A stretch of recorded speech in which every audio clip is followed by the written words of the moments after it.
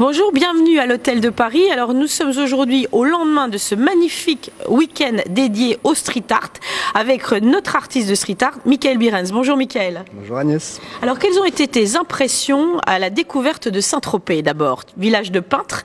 Comment t'es-tu emparé du lieu? Alors, Saint-Tropez, c'est une ville assez particulière, beaucoup de démesures, beaucoup de gros bateaux, de grosses voitures, donc pour moi c'était assez nouveau, c'est pas un milieu que j'ai l'habitude de fréquenter. Mais c'est vrai que l'histoire de Saint-Tropez est liée à la peinture, avec Signac, avec Seurat, tout ça. Il y a eu une vraie époque à l'époque des impressionnismes et du néo-impressionnisme, où vraiment ils ont fait grandir la ville, ils ont invité leurs amis, ils ont commencé à peindre. Et je pense qu'à cette époque-là, ça devait être une ville très très intéressante à voir. Après, c'est nouveau pour moi, donc je découvre un petit peu aussi. Ouais, alors en tous les cas, nous avons passé 3 jours avec toi, 3 jours, 3 temps. Le premier temps, c'était avec les enfants, un atelier donc dans le patio de l'Hôtel de Paris d'une 50aine d'enfants. Le second jour, ça a été, j'allais dire, plus la présentation du street art, notamment au Louvre, par Cyril Gouillette. Et le troisième temps de cette opération, c'était toi hier dans les jardins de l'Annonciade. Ça, c'était très spectaculaire, où pour la première fois, tu t'es emparé, c'est le cas de le dire, d'une œuvre du patrimoine ancien que tu as choisie en collaboration avec la conservatrice. Tout à fait. C'est un exercice que j'ai pas l'habitude de pratiquer d'habitude, parce que c'est vrai que j'ai l'habitude de peindre des murs où je fais créer mes propres œuvres et je m'inspire généralement peu des artistes, même si je peux être influencé par différents courants artistiques, je m'en rends pas forcément compte au moment de la création. Et donc là, c'était un exercice un peu spécial, mais c'était très agréable à faire parce que j'aime beaucoup le néo-impressionnisme et j'aime beaucoup Signac. Du coup, j'avais choisi l'œuvre de Signac aussi par rapport à son côté marin. Il y a beaucoup la mer est très présente dans son travail. C'était un peintre de la marine aussi. Donc, pour moi, en fait, il y avait un lien assez simple à faire entre mon travail d'artiste poissonnier et Non, mais en fait, c'est vrai que je suis vraiment passionné par la mer et pour moi, reprendre une œuvre d'un artiste qui aimait aussi la mer, c'était assez simple à travailler, donc c'était un bon exercice. D'ailleurs, effectivement, quand tu ne peins pas, tu plonges. Et tu as d'ailleurs un diplôme de scaphandrier. Oui. En fait, j'ai fait des... En fait, bon, pour tout vous expliquer, en gros, j'ai été graphiste dans un premier temps en freelance. Et j'ai pas supporté de travailler derrière un ordinateur et c'était assez difficile pour moi de rester enfermé parce que je plonge depuis que j'ai une dizaine d'années et que c'est vraiment une passion pour moi. Donc j'ai voulu me réorienter et faire une formation de scaphandrier pour pouvoir devenir caméraman sous-marin, donc pour pouvoir aller faire des films animaliers un peu partout. Et je continue à peindre parce que je peins aussi depuis que je suis tout petit, donc la peinture a pris un petit peu plus d'essor à partir de 2015 pour moi, parce que j'avais fait une œuvre pour la COP21 justement avec le thème des poissons et tout ça.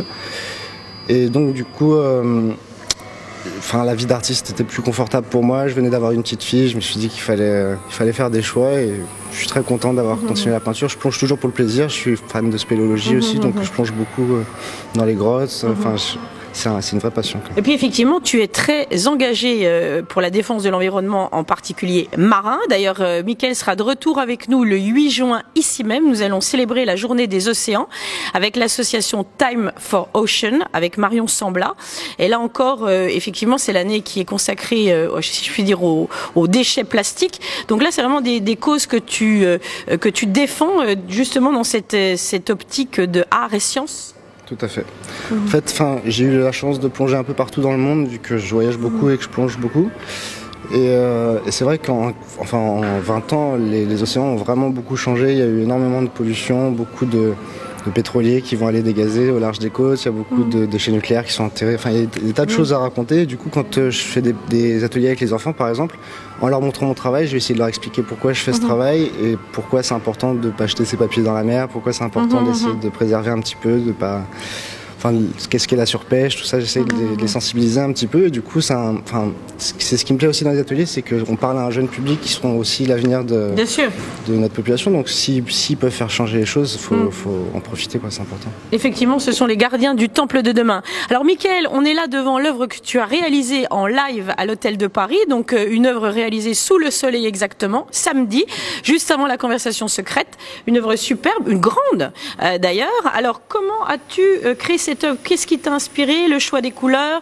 Qu'est-ce que tu as voulu nous dire à travers ce paysage marin, j'allais dire? Alors comme je te disais tout à l'heure, en fait, je suis passionné de spéléologie aussi et de plonger dans les grottes, tout ça. Donc je pense que cette activité-là influence beaucoup mon travail de peintre par les jeux de lumière, les puits. on trouve vraiment beaucoup d'effets de lumière et de roches qui peuvent être très intéressants en plongée spéléo.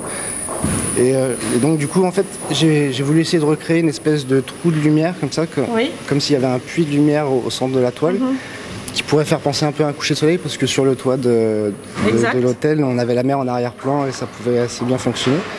Et après au niveau des couleurs, c'est un peu les couleurs d'un coucher de soleil, donc ça va être un dégradé de parme, de mauve un petit peu, avec des couleurs plus chaudes, plus jaunes. Et donc toujours les poissons, du mouvement, j'essaie de créer une interaction entre la lumière et le motif pour magnifier un petit peu tout ça. Bon c'est plutôt réussi. En tous les cas, on vous invite, pour ceux qui n'avaient pas assisté à ce week-end street art, à venir découvrir l'œuvre de Michael à l'hôtel de Paris Saint-Tropez et à nous retrouver le 8 juin pour un deuxième temps effectivement consacré aux océans, où tu interviendras à nouveau pour une œuvre en plein air située dans un endroit qu'on ne dévoile pas encore. Merci beaucoup Michael et à très bientôt. Merci beaucoup.